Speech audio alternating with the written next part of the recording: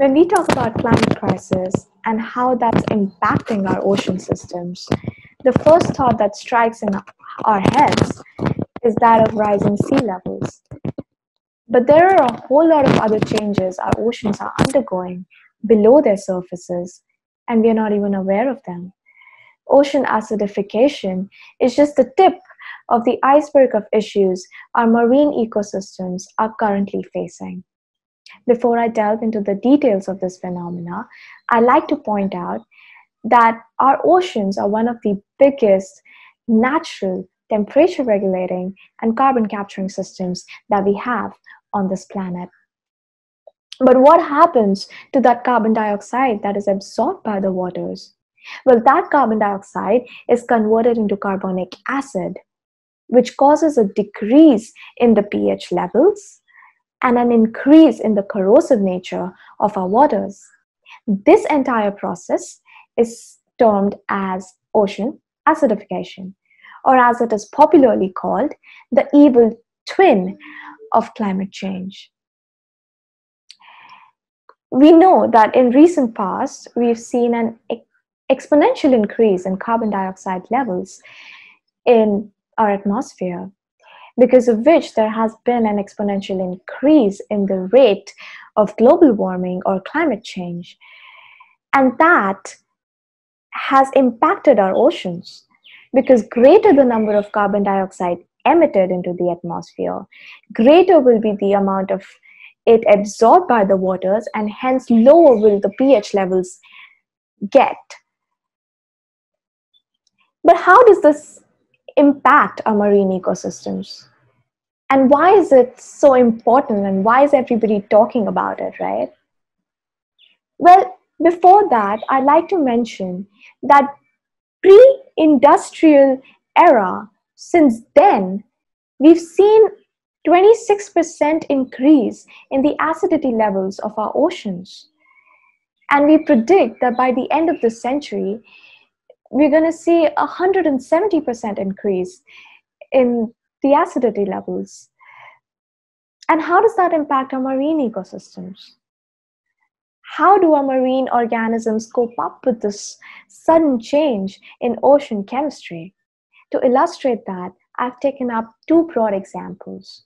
The first is that of a group of organisms that have a protective shell covering around them. Now, these include the likes of crabs, oysters, or like the organism you see on your screens, the beautiful sea butterfly. These organisms require carbonate ions, and they require that in adequate amounts to be able to build their shells and protect themselves. Due to decrease in the pH levels of waters, there has also been a decrease in the concentrations of these carbonate ions in our marine ecosystems, which has caused deformities in these beautiful species. And at even lower levels, we've seen complete dissolution of them.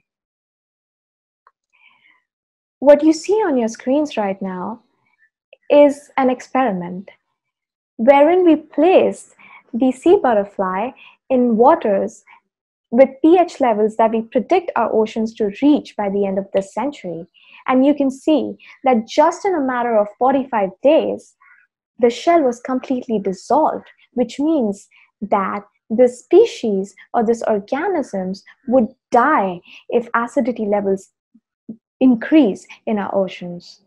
Phasing out of such important organisms means that we are creating a ripple effect in the entire food web of our marine ecosystems, from which even the apex predators like whales and sharks won't be saved. The next example that I really want to take up, and this example is so important for all of us, it's of tropical coral reefs, or corals in general. What you see on your screens is a tropical water coral, which supports 25% of all marine animals. 25% of all marine life is supported by these species. And when we place uh, this tropical coral in pH levels that we predict our oceans to reach by the end of this century, we see that the skeletal body of this beautiful organism completely dissolved. We are looking at extinction of corals by the end of this century. But to be honest, the rate at which our oceans are acidifying and the rate at which all these changes are taking place, we could see their extinction within our very own lifetime, which means by the mid of this century.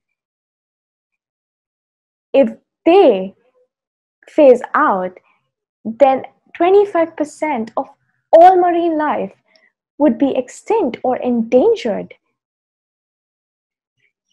These organisms, these marine organisms, are seeing acidity levels so high and at rates so fast that they've never seen these kind of changes in past 55 million years. And hence, it's a tough task for them to cope up with this changing chemistry of our oceans. What can we do? Can we stop this devastation from happening? Well, I'm afraid that we've made so much of damage and we've reached a stage where stopping is not an option, only slowing it down is. We can only slow down the rate at which our oceans are acidifying so that we can give these beautiful organisms a chance to cope up with the changing chemistry and a chance to live.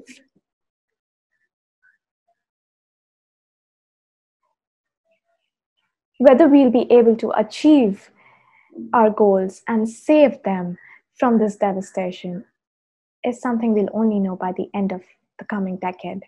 Because 10 years, 10 good years, that's all we have to make a change that will save maximum of these organisms and that will make a lasting impact on our marine ecosystems for good.